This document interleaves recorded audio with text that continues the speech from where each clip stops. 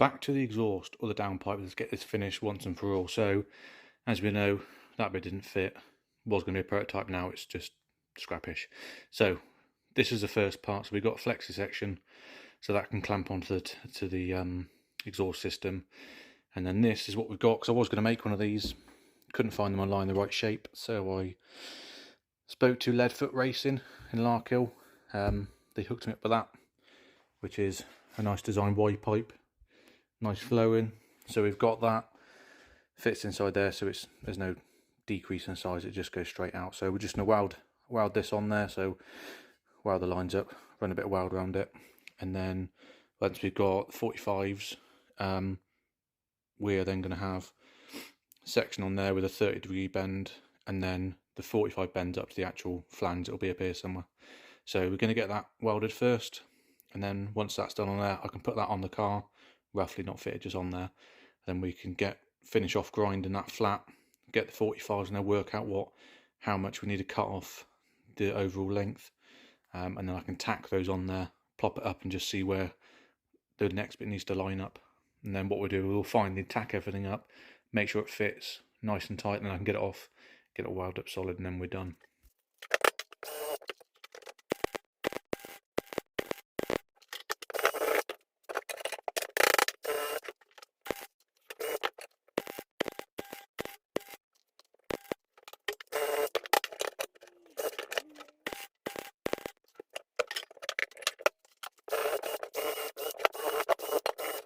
So what we're going to do now is, like I said, run the grind over it, nice little flappy wheel on it, worth one to do the job. This is a fantastic bit of kit I bought, better to have a bigger battery on it, but yeah, works perfect. And if you're using grinders, don't forget to stick your old safety goggles on, otherwise you don't be blind.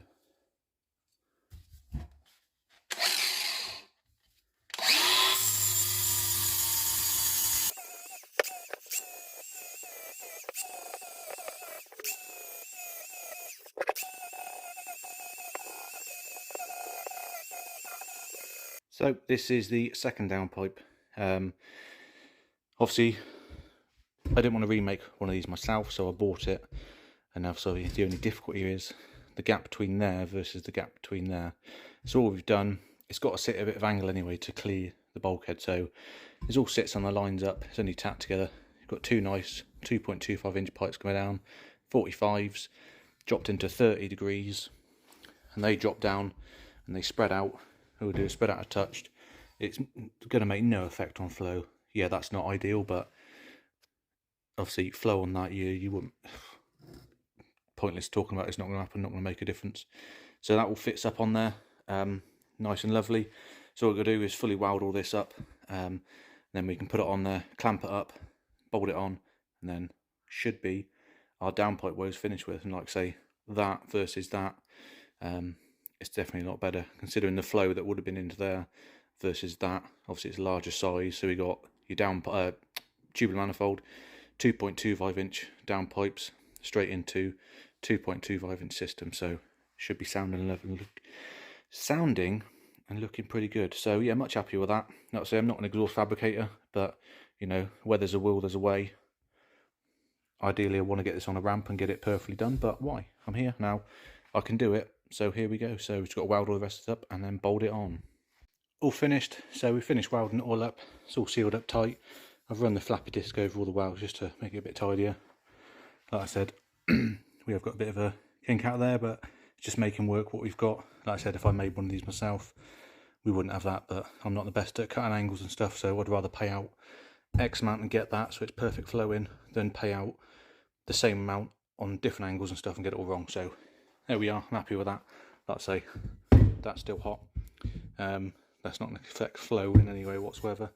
So let it cool down, give it a rub down, and stick some heat resistant paint on it just to keep it nice and tidy, and then we'll get that fitted under the car, and that should be that sorted.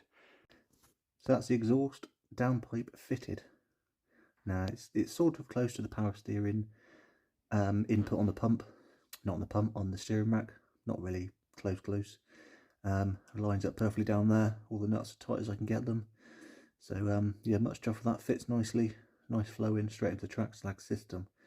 So what we're going to do now, it's a bit late in the night, so I'm not going to start up and wake up the neighbours and my son and annoy everyone else.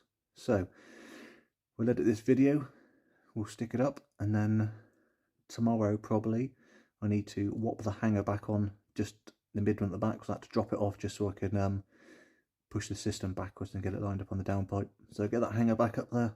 The exhaust is sitting so much straighter than it was before, which is good. It was touching the heat shield because the exhaust was slightly off. Yeah, so get that lined up. Might have to tweak the back hanger just to line it up, but I think it'll be fine. Run it up and then make sure we've got no blowing from the exhaust manifold gasket, and then yeah, that should be good. Now I can drop it on the floor, put the wheel, torque the wheel front wheel nuts up, get the wheel caps on, and then we've got a box of bits and bobs that have come from Brendan, so we can get those on. So catch me in the next one. Cheers.